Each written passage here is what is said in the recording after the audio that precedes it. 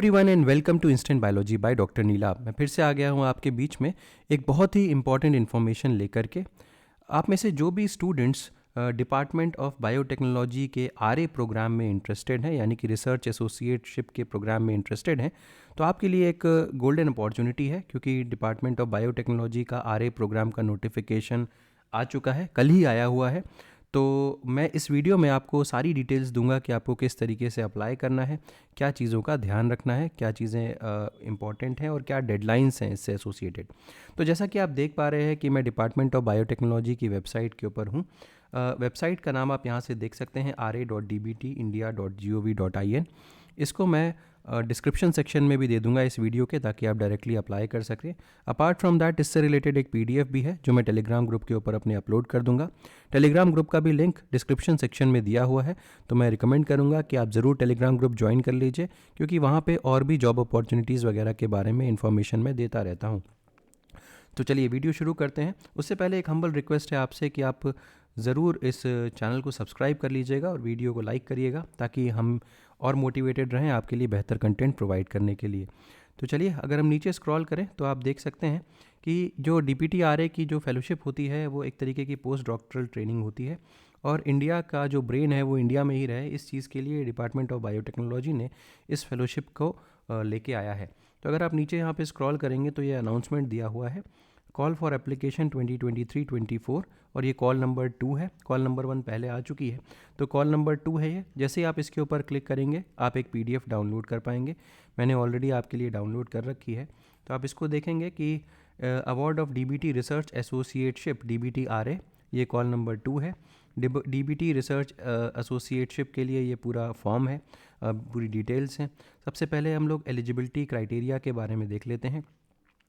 तो एप्लीकेंट्स के पास PhD degree होनी चाहिए, साइंस, इंजीनियरिंग या फिर MD MS डिग्री होनी चाहिए in any area of medicine, और रिसर्च इंटरेस्ट जो है वो बायोटेक्नोलॉजी या लाइफ साइंस में होना चाहिए, और बढ़िया एकेडमिक रिकॉर्ड भी होना चाहिए।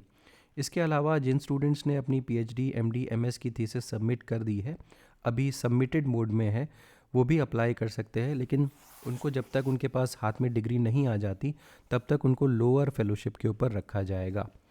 अगर मैं एज लिमिट की बात करूं तो 40 इयर्स मेल कैंडिडेट्स की अपर एज लिमिट है, 45 इयर्स फीमेल कैंडिडेट्स की अपर लिमिट है।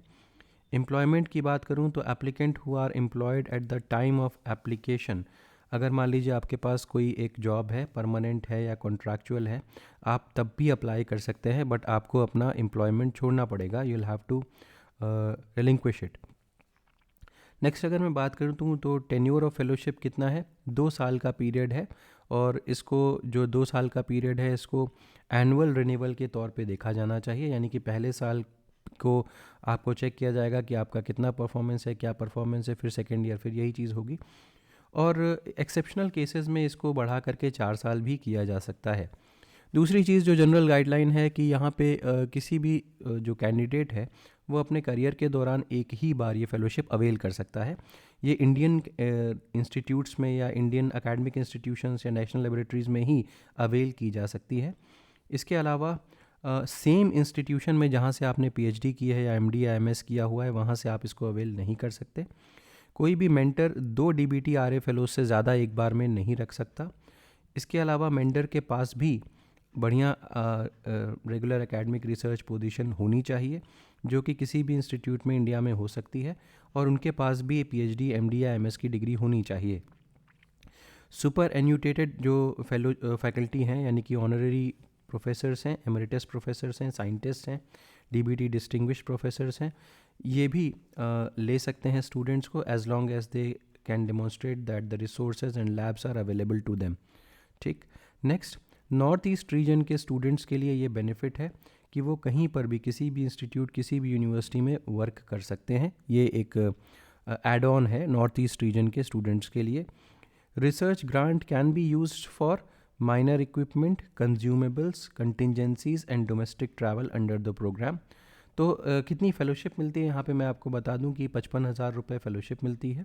इसके अलावा आपको कंटिजेंसी ग्रांट मिलता है DBT-RA के अंदर, जो कि 50,000 रुपये होता है। अगर हम यहाँ पे इंपॉर्टेंट डेट्स देखें तो स्टार्ट डेट है 16 जनवरी 2024, और क्लोजिंग डेट जो है वो 15 फरवरी, यानी कि लगभग 1 महीने का समय है आपके पास। अप्लाई कैसे करना है? ऑनलाइन मोड में ही अप्लाई करना है, कोई भी ऑफलाइन चीज़ यहाँ पे नहीं होगी। कैसे अप्लाई कर सकते हैं? यहाँ पे जो वेबसाइट मैंने आपको दिखाई थी, जिस वेबसाइट से हम लोग यहाँ पे पहुँचे हैं, वहीं पे आपको एक ऑप्शन मिलेगा। अभी मैं दिखा देता हूँ उसको किस तरीके से करना है। तो ऑनलाइन एप्लीकेशन फॉर्म को आपको फिल करना है पूरी अच्छी तरीके से। उसमें academic qualifications, research contributions, referee details, propose research work, propose mentor details, propose host institution, ये सारी चीज़ें आपको भरनी है। यहाँ पे रेफरी डिटेल्स भी आपको भरनी पड़ेगी क्योंकि रेफरेंस की ज़रूरत यहाँ पे पड़ेगी।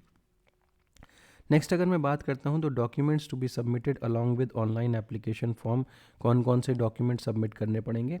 Self attested PDF copy of date of birth certificate, self attested PDF copies of degree certificates और consent letter from the mentor, ये सारी चीज़ें आपको चाहिए होंगी। कंसेंट लेटर का फॉर्मेट जो है वो पर्टिकुलर है और DBT-RA की पोर्टल पे दिया हुआ है, तो उसको देख करके ही आपको भरना है। इसके अलावा रेफरीज़ जो है वो आपको मतलब names and contact details referee के आपको प्रोवाइड करने पड़ेंगे जब आप एप्लीकेशन फॉर्म भर रहे होंगे तो। Next, during submission of online application form आपको ईमेल आईडी देनी पड़ेगी रिकमेंडेशन लेटर प्रोवाइड करने के लिए। डायरेक्टली जो मेंटर की ईमेल आईडी होगी वो आपको यही चीज़ लिखी हुई है, during the submission of online application form email with link to submit the letter of recommendation shall be sent by the applicant to the email addresses of the referees. तो आपको email करना होगा रेफरीज़ को कि वो आपके लिए consent letter या रिकमेंडेशन लेटर आपके लिए भेज सकें। रेफरीज़ जो है वो अब PDF फॉर्मेट में अपना लेटर ऑफ रिकमेंडेशन अपलोड कर सकते हैं 15 फरवरी 2024 तक। And the applicant shall ensure that the referee provides recommendation letter on time, ये एप्लीकेंट की जिम्मेदारी है कि रेफरेंस लेटर प्रॉपर टाइम के ऊपर दिया जा सके। Now letter of recommendation uploaded on the portal after closing date, ये एक्सेप्ट नहीं किया जाएगा। और अगर आपने DBT-RA की वेबसाइट के अलावा कहीं से आपने फॉर्म भरा है तो ये भी एक्सेप्ट नहीं किया जाएगा।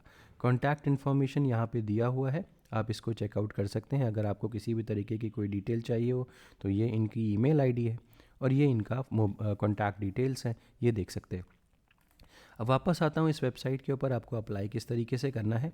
यहाँ पे अगर आप देखें तो ये लॉगिन डिटेल्स हैं, इसके ऊपर लॉगिन है, इसके ऊपर क्लिक करेंगे, अपना अकाउंट बनाएंगे। जैसे कि मैं अगर इसको लॉगिन करूँ तो यहाँ पे सबसे पहले हमें यहाँ पे कि क्योंकि ये हमको रजिस्टर करना है सबसे पहली बार, तो हमको यहाँ पे रजिस्टर करना पड़ेगा।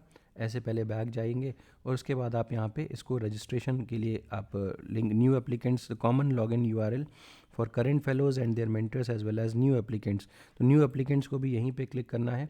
अब अपना ID पासवर्ड यहाँ पे बनाएंगे और उसके बाद आप यहाँ पे फॉर्म अपना फिल कर सकते हैं फर्दर।